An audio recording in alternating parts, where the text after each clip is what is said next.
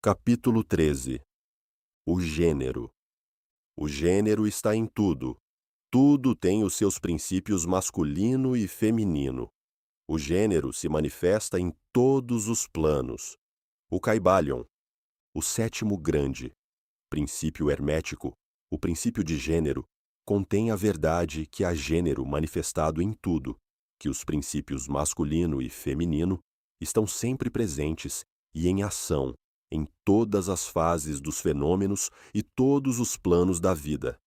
Neste ponto, achamos bom chamar a vossa atenção para o fato que o gênero, no seu sentido hermético, e o sexo, no uso ordinariamente aceitado do termo, não são a mesma coisa.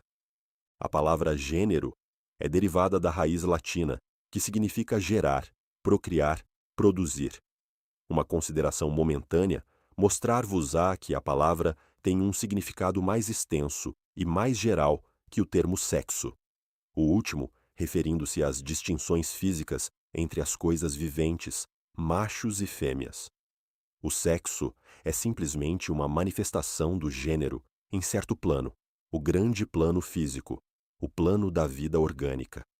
Desejamos fixar esta distinção nas vossas mentes, porque certos escritores, que adquiriram uma simples noção da filosofia hermética, pretenderam identificar este sétimo princípio hermético com as disparatadas, fantásticas e muitas vezes repreensíveis teorias e ensinos a respeito do sexo. O ofício do gênero é somente de criar, produzir, gerar, etc. E as suas manifestações são visíveis em todos os planos de fenômenos. É um tanto difícil dar provas disto nas linhas científicas, pela razão que a ciência ainda não reconheceu este princípio como de aplicação universal. Mas ainda assim, várias provas têm provindo de fontes científicas. Em primeiro lugar, encontramos uma distinta manifestação do princípio de gênero entre os corpúsculos, íons ou elétrons, que constituem a base da matéria, como a ciência conhece por último, e que, formando combinações, formam o átomo, que até há pouco tempo era considerado como final e indivisível. A última palavra da ciência é que o átomo é composto de uma multidão de corpúsculos, elétrons ou íons, sendo aplicados vários nomes por autoridades diferentes, que giram uns ao redor dos outros e vibram num elevado grau de intensidade. Mas as explicações que seguem mostram que a formação do átomo é realmente devida ao agrupamento de corpúsculos negativos ao redor de um positivo, parecendo que os corpúsculos positivos exercem certa influência sobre os corpúsculos negativos, fazendo estes formarem certas combinações, e assim cria ou gera um átomo. Isto está em relação com os mais antigos preceitos herméticos, que sempre identificaram o princípio masculino de gênero com o polo positivo, ao feminino com o polo negativo da eletricidade. Agora, uma palavra a respeito desta identificação. A mente do público formou uma ideia inteiramente errônea a respeito das qualidades do chamado polo negativo da matéria magnetizada ou eletrizada. Os termos positivo e negativo são em verdade erroneamente aplicados a este fenômeno pela ciência. A palavra positivo significa tudo o que é real e forte, comparado com a negativa irrealidade e fraqueza. Nada é ulterior aos fatos reais dos fenômenos elétricos. O chamado polo negativo da bateria é realmente o polo no qual e pelo qual se manifesta a geração ou produção de novas formas de energia. Nada há negativo ao redor dele. As maiores autoridades científicas agora usam a palavra catódico em lugar de negativo. Do polo catódico procedem a imensidade de elétrons ou corpúsculos. Do mesmo polo saem estes maravilhosos raios que revolucionaram as concepções científicas nos últimos 10 anos. O polo catódico é a mãe de todos os fenômenos estranhos que tornaram inúteis os velhos livros e que fizeram muitas teorias admitidas serem proscritas do programa da especulação científica. O polo catódico ou negativo é o princípio materno dos fenômenos elétricos e das formas mais sutis da matéria, já é conhecido pela ciência. Assim, vedes que temos razão quando recusamos usar o termo negativo nas nossas considerações sobre o assunto e insistindo na substituição da palavra feminino pelo antigo termo. Os fatos da condição nos levam a isto, sem mesmo tomarmos em consideração os preceitos herméticos. E assim, usaremos a palavra feminino em lugar de negativo, falando deste polo de atividade. Os últimos ensinos científicos são que os corpúsculos criadores, ou elétrons, são femininos. A ciência diz que eles são compostos de eletricidade negativa, e nós dizemos que são compostos de energia feminina. Um corpúsculo feminino abandona um corpúsculo masculino e toma uma nova direção. Ele ativamente procura uma união com um corpúsculo masculino, sendo incitado a isso pelo impulso natural de criar novas formas de matéria ou energia. Um escritor costuma até empregar a frase "ele a um dado tempo procura, de sua própria volição, uma união, etc." Este destacamento e esta união formam a base da maior parte das atividades do mundo químico. Quando o corpúsculo feminino une-se com um corpúsculo masculino, começa um certo processo. As partículas femininas vibram rapidamente sob as influências da energia masculina e giram ao redor da última. O resultado é o nascimento de um novo átomo. Este novo átomo é realmente composto da união dos elétrons ou corpúsculos masculinos e femininos. Mas quando a união é formada, o átomo torna-se uma coisa separada, tendo certas propriedades, mas não manifestando muito a propriedade da eletricidade independente.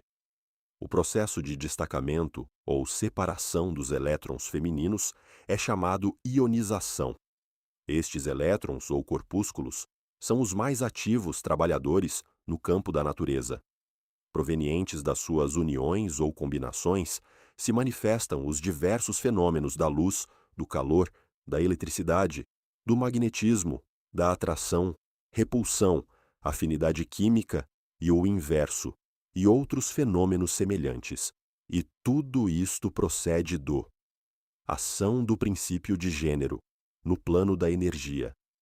A parte do princípio masculino parece ser a de dirigir uma certa energia, inerente pua o princípio feminino, e assim pôr em atividade o processo criativo.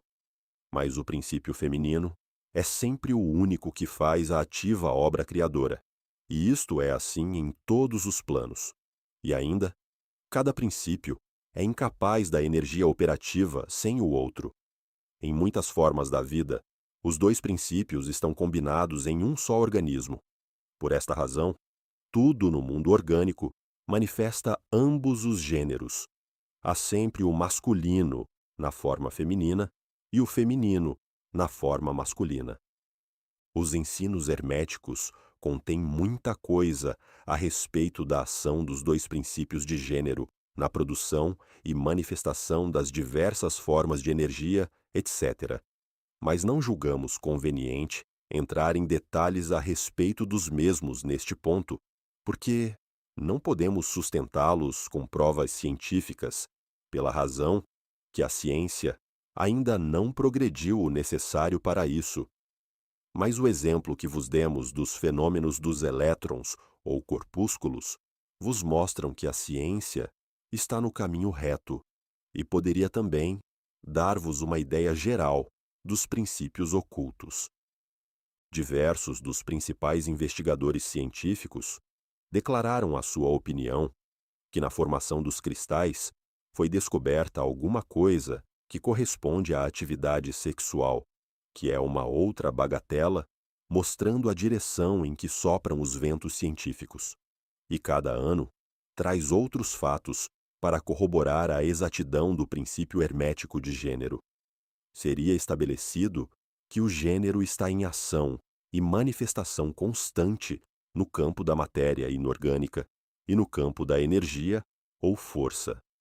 A eletricidade é agora geralmente considerada como alguma coisa em que todas as outras formas de energias parecem dissolver.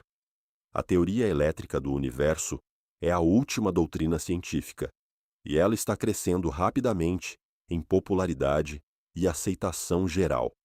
E assim segue-se que, se pudermos descobrir nos fenômenos da eletricidade, levados ao seu princípio e fonte de manifestações, uma clara e infalível evidência da presença do gênero e suas atividades, estamos justificados vos fazendo crer que a ciência, enfim, deu provas da existência em todos os fenômenos universais deste grande princípio hermético, o princípio de gênero.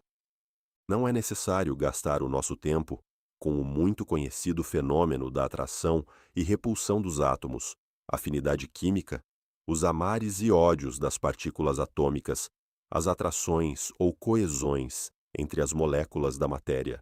Estes fatos são muito bem conhecidos para necessitar extensos comentários nossos. Mas considerastes alguma vez que todas estas coisas são manifestações do princípio de gênero? Não vedes que estes fenômenos andam ao par com os dos corpúsculos ou elétrons?